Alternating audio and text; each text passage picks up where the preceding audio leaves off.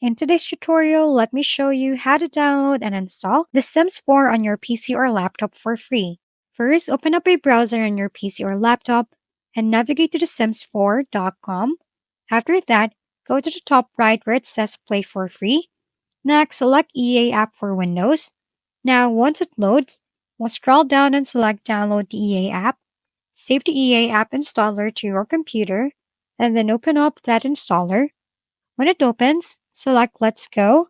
Now, once the EA app is installed, you need to sign into your EA account. Once you've signed in, to download and install The Sims 4, just search for The Sims 4 in the search bar at the top. You should see it right there. Select it and press download. Now, it's going to create the download options. You don't need to change anything here. So select next and then download.